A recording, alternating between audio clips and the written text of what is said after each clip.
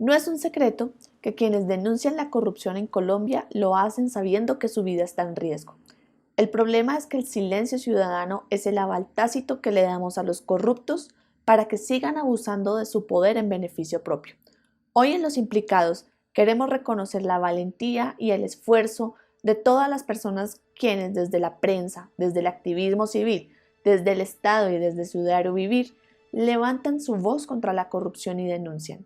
Gracias a ustedes hemos podido comprender el grave estado de nuestra democracia y de los poderes e intereses que la corrompen. Su trabajo es la esperanza de Colombia. A ustedes gracias.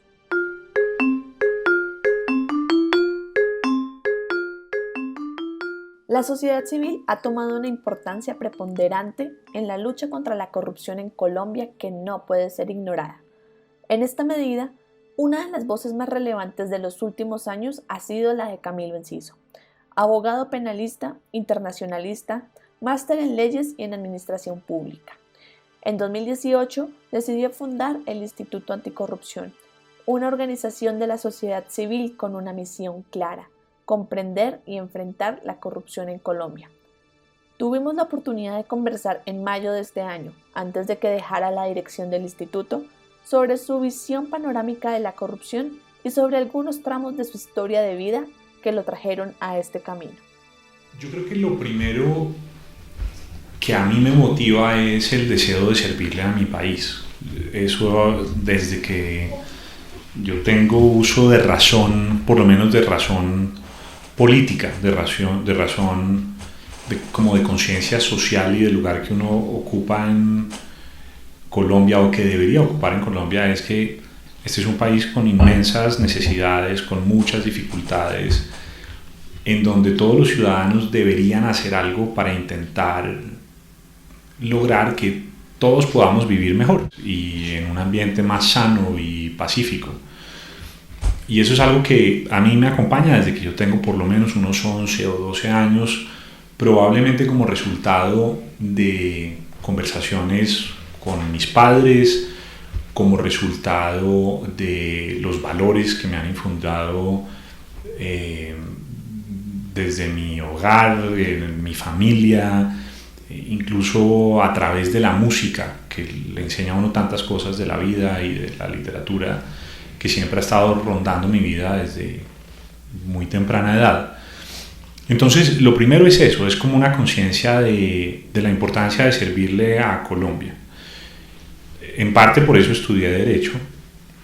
Para mí el derecho no era una herramienta para enriquecerme, ni para ser exitoso, ni nada de eso. Era una herramienta para la construcción del ideal de justicia. Era una forma de defender a los más débiles. De alguna manera el derecho es la principal forma de contención del poder, o una de las principales formas de contención del poder, de control del poder. Y yo, no sé, creo que intuitivamente desde que tenía unos 15, 16, 17 años ya entendía eso. Y además para mí el derecho me brindaba las herramientas para comprender cuál era la arquitectura institucional del Estado colombiano, y yo sentía que me podía dar herramientas para avanzar en el proceso de construcción de cambio en un país que lo necesita muchísimo. Y por eso estudié Derecho.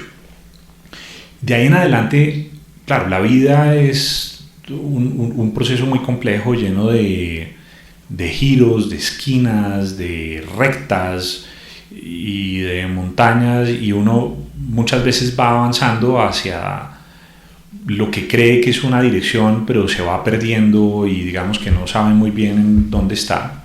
Es como una especie de laberinto. Pero yo lo que te podría decir es que siempre el eje rector de todo esto fue esa necesidad de servirle al país. Entonces uno, a medida que va avanzando en ese camino, va empezando a encontrar su propio sentido de vida y su vocación. Y por eso a mí me pasó lo que tú dices, y es que tuve la oportunidad de pasar por distintos lugares, trabajé un tiempo con el Departamento Administrativo de la Función Pública, trabajé con el Ministerio de Comercio, con Bancoldex, estuve un tiempo trabajando en un proyecto de Naciones Unidas y el Banco Mundial en Guatemala sobre reforma a la justicia. Y a lo largo de ese proceso pues no podía yo intuir todavía que lo que iba a terminar haciendo más adelante era trabajar de manera mucho más estructural, mucho más sistémica, más consciente en la lucha contra la corrupción. Entonces esto es algo que se fue gestando, creo yo, a lo largo del tiempo, pero que sí me permitió a mí ir recogiendo todas las semillas para poder sembrar el cultivo, la huerta en la cual al final terminaría floreciendo la persona que yo soy, es decir, una persona que ya hoy en día entiende que su vida es una vida comprometida en la lucha contra la corrupción, que acá es en donde creo que realmente puedo hacer un cambio, en donde puedo aportar más. La historia de vida de todos quienes nacimos y crecimos en la Colombia de los años 80 y 90 está ineludiblemente atravesada por historias de violencia y muerte. En el caso de Camilo, este sería el combustible que lo llevaría a escoger la búsqueda de justicia como camino de vida. Uno, a medida que va creciendo en un país como Colombia, se convierte en un testigo de primera línea de una cantidad de injusticias que terminan, en algunos casos, adormeciendo algunos corazones y algunas conciencias, y en otros casos encendiéndolas y generando como un sentido profundo de inquietud y de preocupación social. Y yo creo que a mí me tocó crecer en una sociedad que estaba siendo arrasada por el narcotráfico, por la violencia de las guerrillas, del paramilitarismo, también por la violencia y el terrorismo de Estado, que en Colombia lo hay y lo ha habido y mucho, desafortunadamente. Y pues tuve que crecer en un país en donde la muerte y la tortura y la desaparición estaba a la vuelta de la esquina. Y entonces, claro, cuando uno llega todos los días a la casa teniendo 10, 11, 12, 13, 14 años y empiezas a ver los noticieros, pero además empiezas a participar en conversaciones en la sala de la casa en donde este tipo de injusticias generan una profunda indignación y repudio, pues terminas inclinado hacia un cierto tipo de trabajo, hacia una vocación en la que pues quisieras poder contribuir a corregir lo que está mal. Yo creo que esos primeros años de lo que fue la Colombia de los años 90, a mí en particular me marcó muchísimo. Creo que ya más adelante, ya que viene un problema de lo que, digamos, de en dónde trazamos línea de lo que uno entiende por ser joven, por juventud. Pues yo diría que yo tengo 41. La verdad es que cuando yo fui secretario de Transparencia tenía 34 años. Terminé el cargo, salí del cargo sin haber cumplido todavía los 37. Estuve ahí casi 2 años y medio. Y cuando terminé ese paso por la Secretaría de Transparencia, que fue en marzo de 2017, sí salí con una sensación de frustración muy grande. Sentía que habíamos hecho algo importante y que en particular yo había podido contribuir un poco a cambiar algo en Colombia, y no es del caso entrar a hacer como la lista de las cosas buenas que dejamos ahí, pero al mismo tiempo cuando salí, sí, pues mirando el panorama de lo que es un país como Colombia, claramente entendía que a pesar de todos los esfuerzos, la corrupción nos seguía devorando y nos sigue devorando, y que es un problema que está en el centro de muchos otros problemas de lo que es un país como Colombia. Y lo que iba a decir adicionalmente es que me dediqué a esto porque entendí que la corrupción tenía una relación con todo. Estaba relacionada con el tráfico de drogas, tenía relación con la explotación de oro ilegal que está acabando con la selva tropical forestal en la Amazonía colombiana, en Chocó, en Cauca, en Nariño. Entendí que esto tenía que ver con la trata de personas esto tiene que ver con la desnutrición infantil y la mortandad en el departamento de La Guajira por cuenta de los ampones que se roban la plata de los contratos de alimentación escolar. Entendí que esto tenía que ver con la deficiente prestación de servicios públicos domiciliarios como los servicios de agua, acueducto, alcantarillado. En muchos departamentos de Colombia, como Cauca, La Guajira, Magdalena, se roban la plata de las obras de infraestructura todo el tiempo y convirtieron a esas empresas, como también convirtieron a los hospitales, como también convirtieron a las cajas de compensación en una fuente de recursos para financiar campañas y para robar. Yo ahí entonces dije, este es el camino, esto es lo que hay que hacer y yo quiero dedicarle mi vida a esto. Crear desde cero una organización no gubernamental sin fines de lucro es un esfuerzo al que no todos se le miden. Camilo nos comparte que el Instituto Anticorrupción nació de la necesidad de llenar un vacío existente en la lucha contra la corrupción desde la sociedad civil en el país, la necesidad de una organización combativa, con capacidad técnica y visión interdisciplinaria. Solo así, con una organización de estas características y con el respaldo ciudadano, se podría enfrentar la corrupción sistémica y el escenario de captura institucional en el cual deriva y en el cual nos encontramos actualmente. Uno de los problemas más serios que tiene este país es que el sistema de pesos y contrapesos está completamente despedazado. Se supone que los órganos de control y la rama judicial existen como una forma de contrapeso del poder.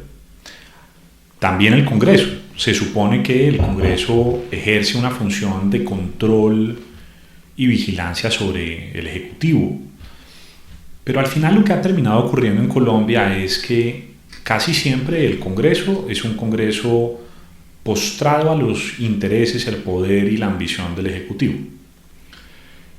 Por otro lado, la rama judicial ha terminado también corrompida y cooptada en muchos niveles y en muchas dimensiones por la corrupción. No olvidemos el escándalo del cartel de la toga, que terminó generando la captura de Luis Gustavo Moreno, el fiscal anticorrupción, y de varios magistrados de la Corte Suprema de Justicia. Estos no son jueces de circuito, no son jueces de paz, no es el juez de la esquina. Estos son magistrados de la Corte Suprema de Justicia que recibieron coimas de miles de millones de pesos para archivar investigaciones relacionadas con otro episodio de intentona de captura del Estado, en ese caso de la parapolítica, por ejemplo, que involucraba a Musa Besaile. Es que el senador Musa Besaile reconoció, lo dijo, lo confesó públicamente, haberle pagado 2.000 millones de pesos a un magistrado para que engavetara una investigación relacionada con su vinculación con la parapolítica.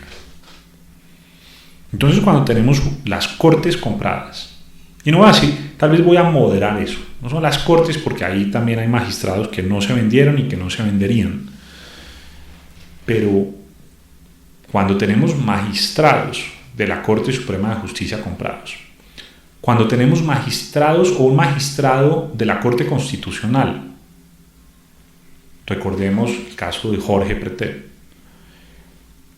capturado también por la corrupción, cuando tenemos a fiscales anticorrupción capturados por la mafia, y cuando además tenemos congresistas y además tenemos también procuradores metidos en esto o contralores, pues claramente estamos en un problema muy serio porque el sistema de pesos y contrapesos no funciona, es decir, no hay nadie que vigile, no hay nadie que garantice que el Estado de Derecho, el principio de legalidad y la idea de que nadie está por encima de la ley funcione. La procuradora Margarita Cabello es una ex empleada del presidente Iván Duque. Fue su ministra de Justicia, empleada. Fue además un miembro activo del Centro Democrático durante décadas, o durante muchos años, previos a su nombramiento como procuradora. El fiscal general de la Nación es casi que un compañero de pupitre del presidente. Y cada vez que ocurre algo que involucra el interés de la presidencia o del gobierno, de los ministros, no se mete. Mientras tanto, sí persigue a los adversarios o a los opositores del partido de gobierno. Entonces, claramente ahí tenemos un problema, porque tenemos un sistema en donde no hay equilibrio, en donde no hay imparcialidad, en donde lo que hay es una agenda política y económica para privilegiar a unos y perseguir a otros. Yo llamaría entonces la atención alrededor de eso. Creo que ahí es en donde como sociedad deberíamos intentar ajustar las tuercas del cuarto de máquinas del Estado para que ese modelo de control, ese sistema de pesos y contrapesos funcione bien. Si no logramos corregir eso, la corrupción seguirá siendo sistémica y estructural.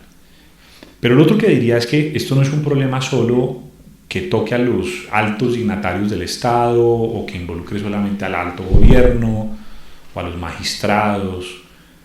El problema de la corrupción al final terminó arrastrando consigo a toda la sociedad. Y al final la mayoría de los ciudadanos terminamos siendo partícipes de actos de corrupción, a veces medianos, a veces pequeños, a veces micro, pero que también son expresiones de la ilegalidad y que al final llevan consigo o son la materialización de un principio perverso, que es el principio según el cual el fin justifica los medios. Yo creo que ahí tenemos que intentar revisarnos como sociedad, mirarnos al espejo, mirarnos con honestidad al espejo y entender que somos inviables como sociedad si seguimos operando así. Luchar contra la corrupción no se remite exclusivamente a la denuncia y la sanción. En un país con realidades sociales tan complejas como Colombia, abordar las causas estructurales de la corrupción puede ser tan desafiante como abordar las causas mismas de la violencia que llevamos sufriendo más de medio siglo. Es difícil decir que una cosa tiene que ir antes de la otra. El problema de la corrupción tiene múltiples factores detonadores. Hay algunos que uno cree que pueden ser como la causa, el origen primigenio, la explicación de por qué hay corrupción en un país como Colombia, pero resulta que en estudios académicos que miran una multiplicidad de países, a veces uno va y mira y resulta que lo que uno creía que era la explicación de por qué hay corrupción en Colombia no es realmente una explicación de por qué hay corrupción o no. Entonces, por ejemplo, hay gente que dice es que la corrupción existe porque hay una gran desigualdad en Colombia. O sea, la corrupción es un gran factor detonador de corrupción. Y resulta que hay muchos países que tienen unos índices altísimos de desigualdad, pero no necesariamente índices muy altos de corrupción. Por sí misma la desigualdad no explica la corrupción. O sea, no hay una correlación clara en eso. Hay gente que dice, es que el problema de Colombia es que somos un país muy poco educado. Y entonces los países más educados son por lo general los menos corruptos. Entonces uno va y mira lo que ocurre con países como los países nórdicos, ¿no? Entonces Suecia, Escandinavia, Noruega, Finlandia, etcétera, que por lo general tienen los mejores resultados en las pruebas PISA y que en el ranking de percepción de corrupción que hace cada año Transparencia Internacional aparecen también como los mejores calificados. Entonces hay gente que podría decir es que el secreto es la educación y Colombia tiene una muy mala educación, entonces ahí está el problema. Pero después también resulta que hay países que son muy educados y en donde hay indicadores altos de corrupción también. Hay lugares en los que, ya que hay correlaciones que son más claras. La correlación, por ejemplo, entre los países que tienen un índice más alto de violencia con la corrupción, esa es una correlación muy clara.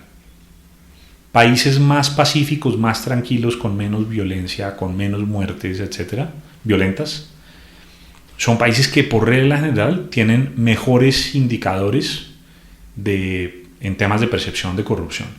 Y mira que eso tiene sentido. Pensemos en un país como Colombia.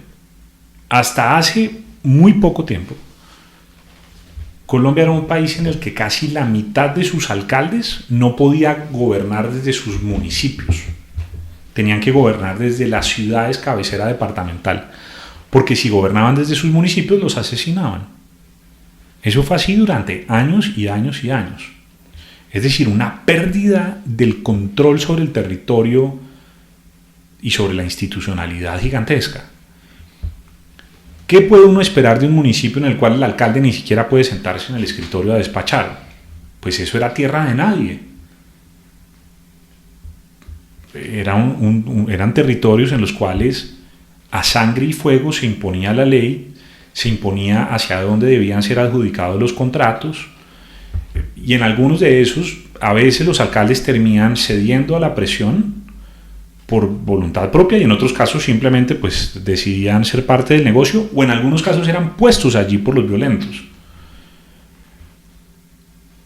Colombia es un país que, si no resuelve también el problema del conflicto armado, de la beligerancia, del caos interno, del desorden y de la violencia interna del país, difícilmente va a poder tener administración pública de alta calidad. Entonces mira que ahí las dos cosas están relacionadas. Y una pregunta que uno se haría es, pero entonces, caramba, ¿qué hacemos primero? ¿Recuperamos el orden público primero?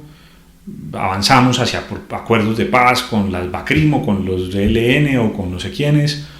¿O simplemente nos dedicamos a perseguir alcaldes corruptos que hayamos pillado en un acto de corrupción? Y yo no creo que la solución sea avanzar primero en una línea u otra. Creo que hay que avanzar en todo simultáneamente. Pero eso hay que definirlo a partir de un proceso de construcción de una política pública de transparencia, integridad y anticorrupción bien pensada, construida con la gente en los territorios, construida con los representantes de las organizaciones de la sociedad civil y también con las ramas del poder público, intentando definir qué es lo prioritario, cuáles son las estrategias centrales que deberíamos tener y hacia dónde avanzar, cómo y cuándo, y cómo financiar eso además. Pero Adriana, tenemos un panorama muy complejo, porque a raíz de la expedición del Estatuto Anticorrupción durante el gobierno Santos en 2011, se introdujo un artículo que decía que Colombia debía contar con una política pública anticorrupción. Esa política se construyó en el año siguiente, en 2012, y se adoptó en 2013. Como resultado de eso, en el curso de 4 años, Colombia expidió una ley de transparencia y acceso a la información pública, expidió una ley antisoborno, elevó los estándares de cumplimiento anticorrupción y antilavado de las empresas del sector privado, sacó adelante una estrategia para formación en cultura de la integridad de servidores públicos. Es decir, tenía como una carta de navegación que permitió avanzar en muchos aspectos importantes. Esa política pública, ese COMPES, que era el 167 de 2013, expiró en 2017, cumpliendo más o menos el 98% de los compromisos que estaban allí establecidos. El gobierno Duque fue incapaz de construir una política pública nueva.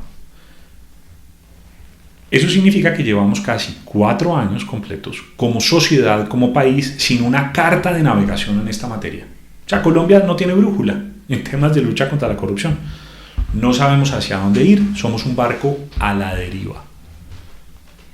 Y una cosa que hay que hacer acá es construir esa política. Una lucha seria contra la corrupción requiere de un enorme compromiso político para sacar adelante las reformas necesarias que corrijan los incentivos perversos que han facilitado la captura de instituciones cruciales para la investigación y sanción de la corrupción. En este punto de la conversación, Camilo nos comenta los aspectos que él considera urgente abordar para combatir la corrupción desde el Estado.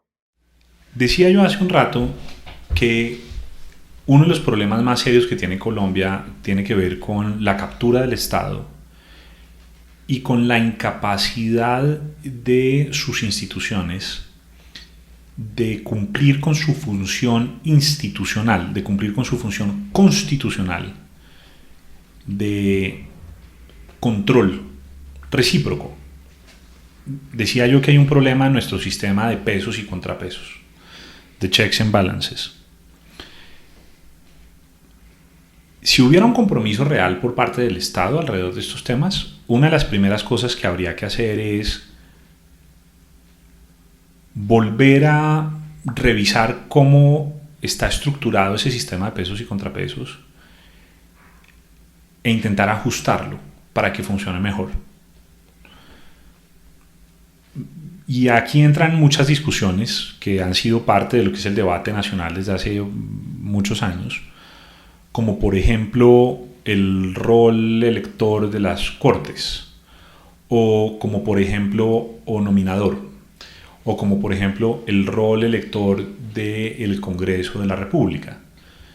Cuando un procurador o un contralor tienen que ir a hacerles lobby a los Musa Besaile y a los ñoños y a los Johnny Besaile y a los no sé qué, al Congreso para que voten por ellos, pues estamos en la olla. O sea, es que lo que viene después de eso es el tráfico de influencias del congresista sobre la persona que ayudó a elegir.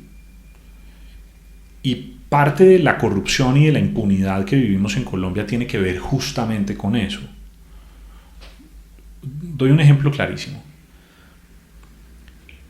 Los congresistas de Colombia pueden pedirle a un procurador general o a un contralor general que ejerza lo que se conoce como el poder preferente. Es decir, en lugar de que un contralor territorial por allá en Nariño o en Putumayo investigue al gobernador de Putumayo o al alcalde de no sé cuál municipio, un congresista puede pedirle al contralor general: oiga, esa investigación es tan importante para el Estado colombiano y para la sociedad que usted debería traérsela a Bogotá, porque resulta que allá el contralor que está no es imparcial y está capturado. Eso es lo que dice el congresista. Muchas veces lo que está ocurriendo de verdad es que el contralor en el territorio está haciendo su trabajo bien, pero el congresista quiere proteger a un alcalde que él ayudó a poner. O sea, en Colombia desafortunadamente los alcaldes, muchos alcaldes tienen propietario, y esos propietarios son los senadores que los ponen ahí, que son los que les consiguen los avales de los partidos políticos. Y entonces el contralor termina quitándole esa investigación al contralor en el territorio y se la lleva a Bogotá. Solo en ese proceso de traslado del caso se pierden más o menos 6 meses, fácilmente. Y mientras un contralor en Bogotá empieza la investigación y entiende de qué se trata y de qué va el caso, pasa otro año. Entonces ahí sigue avanzando el tiempo hacia la prescripción del caso.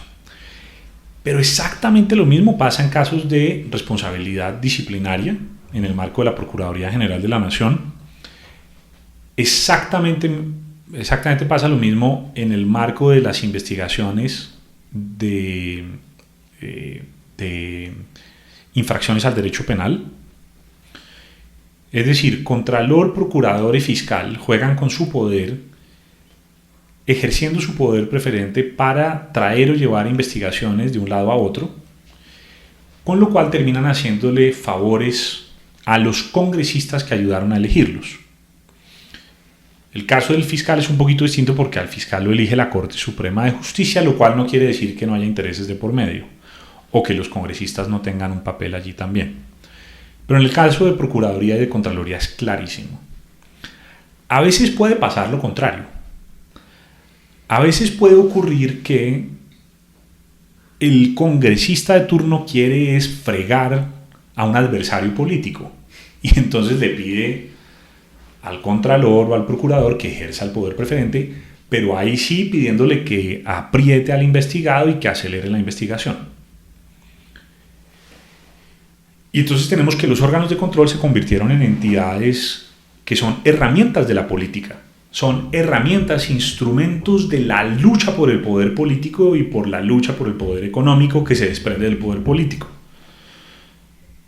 Es decir, la captura del Estado para satisfacer necesidades individuales de los congresistas y sus grupos políticos y sus contratistas y toda la corruptela que gravita alrededor de ellos. Ahí hay un problema muy serio de arreglo institucional. Entonces, si en Colombia quisiéramos arreglar algo de todo esto, tendríamos que arreglar eso. Y además deberíamos prohibir constitucionalmente que cualquier persona que haya ocupado el cargo de fiscal general, magistrado de alta corte, procurador, contralor, auditor, defensor del pueblo, etc., pueda aspirar a la presidencia de la República durante un periodo de enfriamiento, por lo menos unos 4 años, unos 8 años.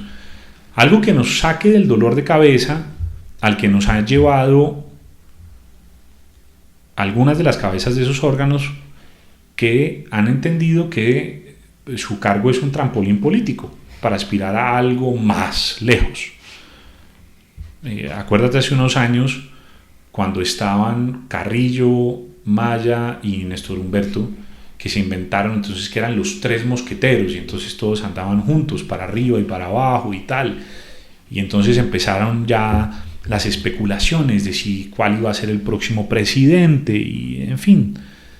Siempre que hay alguno de esos que empieza a hacer medio bien su trabajo, ya empiezan a decir que es el próximo presidente, que se está posicionando como presidente. Entonces estos tipos terminan haciendo, tipos o mujeres, terminan haciendo es política con el cargo. Ahí está Alejandro Ordóñez, el gran inquisidor, que utilizó la Procuraduría para hacer política y para nombrar amigos y familiares de magistrados de altas cortes. Después, a los pocos meses de haber sido destituido precisamente por entregar esas cuotas a sus nominadores, terminó después de candidato presidencial, olímpica y hondamente, y después además terminó premiado con la Embajada de Colombia ante la OEA. Después de ser el gran violador desde el Estado de las garantías y de los derechos fundamentales, desde todas las posiciones que tuvo desde su cargo. Es una tragedia, una tragedia. Necesitamos corregir eso. Eso es lo primero que yo sugeriría hacer desde ese rol digamos, desde la necesidad de corregir la forma en que interactúan las ramas del poder público. Si bien reformar algunos aspectos del funcionamiento del Estado es necesario en esta misión, el interés y la participación ciudadana, la audacia de la prensa independiente y la capacidad técnica de la academia también juegan un papel importante y que puede ser potencializado aún más en la lucha contra la corrupción. Yo creo que la ciudadanía colombiana está fatigada, está harta de todo esto. Le sabe a cacho, no quiere saber de los políticos, todos le parecen corruptos. Muchos en efecto, por supuesto, lo son. Entonces mucha gente ni siquiera mira la esfera pública ya, simplemente se ha dedicado como a sobrevivir, a intentar salir adelante.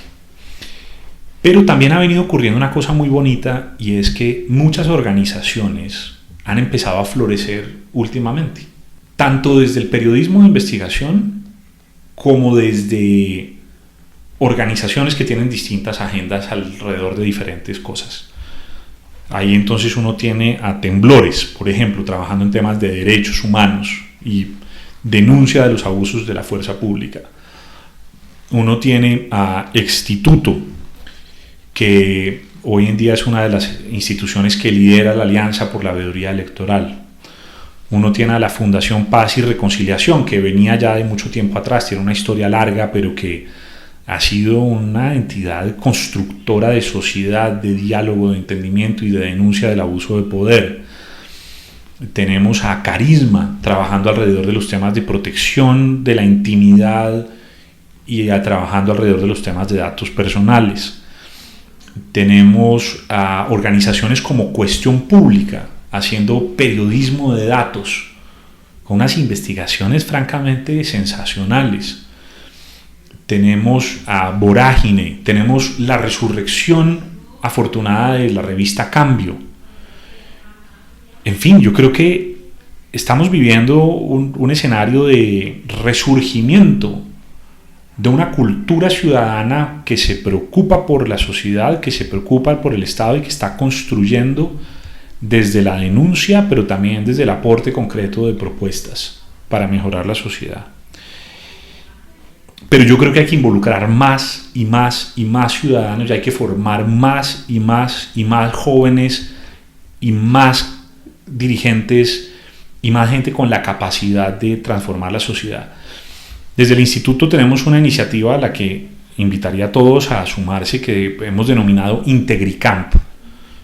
Y estamos formando a la gente en 1000 cosas. Utilización de Big Data, Open Data, el SECOP, la Ley de Transparencia y Acceso a la Información Pública. Les estamos enseñando a entender cómo operan las redes anticorrupción, las redes de corrupción a nivel nacional e internacional, en fin. Y en el marco de eso creo que tiene que haber un mayor diálogo con la academia. Tú lo decías ahorita, Adriana, la academia a veces vive como por allá en la estratosfera. Hacen unos papers que leen ellos. Leen como los geeks, los nerdos de la cosa académica y tal, y nadie abre un paper de esos. A mí, cuando fui secretario de Transparencia, jamás me llegó un paper de ningún académico que me dijera: oiga, Enciso, ¿por qué no pensamos en que desde el Estado ustedes puedan hacer esto? ¿O por qué no tienen en cuenta esto? Jamás me llegó nada así. Yo creo que la academia tiene que involucrarse más en la discusión, participar más de este tipo de espacios y aportar mucho más. La Universidad de Externado creo que hizo un buen esfuerzo publicaron como 10 tomos de temas de corrupción, pero ¿quién en el Estado se ha leído una página de esos libros? Entonces también hay que pensar en, cómo producimos conocimiento de alta calidad, pero al mismo tiempo cómo eso lo traducimos en propuestas concretas para los tomadores de decisiones. La más grande satisfacción que podemos tener todas aquellas personas que nos dedicamos a la lucha anticorrupción es cuando las cosas salen bien. En el transcurso de los últimos años, el Instituto Anticorrupción ha logrado victorias importantes en beneficio de la sociedad colombiana.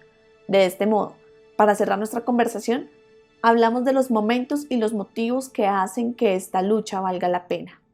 Pues, yo no sé, es una experiencia muy bonita, la verdad. Yo lo disfruto mucho. He conocido gente maravillosa, tanto en el instituto como en otras organizaciones. Creo que cada vez aprendemos a trabajar más en equipo.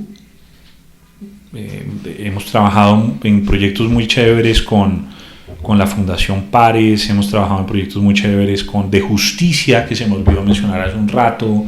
Han sido grandes aliados.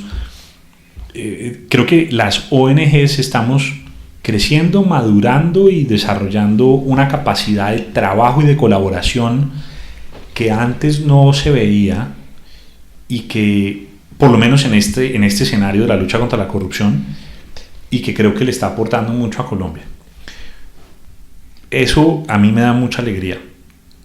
Por otro lado, claro, cada vez que llega el fin de mes y uno tiene que pagar cuentas, esa cosa es dura, porque pues a nosotros realmente no nos regalan nada. Es decir, este trabajo, primero es un trabajo que es polémico porque pisa callos, y además la forma en que lo hemos abordado nosotros, que es la de combatir frontalmente la corrupción y denunciarla con gallardía, pues siempre termina tocando poderosos. Y entonces, pues los posibles financiadores son cautos y no se quieren meter en problemas o no se quieren meter en contiendas de este estilo. Entonces, pues conseguir plata para una organización como estas puede ser muy difícil. Entonces, claro, llega el fin de mes y uno dice: carajo, ¿cuánta plata nos hace falta para pagarle los sueldos a todo el equipo? Cuando arrancamos esto hace 5 años, pues éramos 2 personas. Hoy en día ya el instituto tiene 10 personas y obviamente pues eso es una nómina que para cualquier ciudadano de a pie eso ya es platica. Pero lo bueno es que el instituto ha ido madurando, cada una de las personas que trabaja acá ha venido a poner sobre la mesa mucho valor agregado y gracias a eso hemos ido ganando en credibilidad, hemos podido acceder a grants, a patrocinios de organizaciones que creen en nosotros, como por ejemplo el National Endowment for Democracy, como por ejemplo hemos tenido grants del Open Contracting Partnership. Nos hemos beneficiado de, digamos, el incremento de credibilidad y de la confianza que generamos en esas instituciones. Y además tenemos otra fuente de recursos que es la Red Latinoamericana de Cumplimiento, que es nuestra iniciativa de transparencia y de integridad empresarial, que para nosotros es nuestra principal fuente de recursos. Las empresas ahí pagan una cuota de afiliación al año y en gran medida gracias a eso logramos financiar el resto de la operación. Pero ¿cuándo se siente uno especialmente bien? ¿Y cuándo se siente que esto vale la pena? Yo creo que cuando logramos cosas de impacto que cambian las reglas de juego. Como por ejemplo cuando le ganamos la batalla jurídica al tribunal, al gobierno nacional que no quería publicar las vacunas. Y después de un litigio de casi un año, primero de 6 meses, logramos que un tribunal nos diera la razón y seguimos en eso y nos siguen dando la razón frente a cada recurso que interpone el gobierno.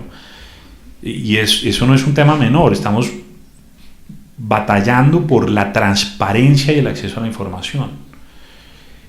Se siente que vale la pena cuando logramos lo que pasó la semana pasada, y es que el Congreso de la República, de forma unánime, rechazó las objeciones que había presentado el gobierno de Iván Duque a la ley que aprobaba el retorno a los tiempos de normalidad para la respuesta de los derechos de petición, que era una estrategia que adoptaron para seguir ocultando información, para no entregarla, para entregarla meses y meses tarde. Ahí siento yo que, en ese momento siento que estamos generando cambios. Y también siento que generamos cambios cuando le llega a veces a uno un mensaje, un email, una carta, una llamada de un ciudadano que dice: oiga, usted me hizo reflexionar, o ustedes están poniendo sobre la mesa temas importantes, o cuando te dan un voto de confianza y te envían una denuncia, o cuando te invitan a hablar a un colegio. Hace unos meses me invitaron a hablar al colegio Liceo Bilingüe, a hablarle a pelados de 9º, 10º y 11, porque leyeron una columna que publiqué denunciando el fraude de Jennifer Arias, que plagió su tesis de grado de maestría. Y entonces me llamaron del colegio y: oiga, ¿por qué no viene y le habla a los pelados de esto? Y cuando te sientas con esos estudiantes que son el futuro de Colombia, que son agentes de cambio y que gracias a ese esfuerzo te pueden mirar con un poquito de esperanza, ahí yo siento que todo esto vale la pena.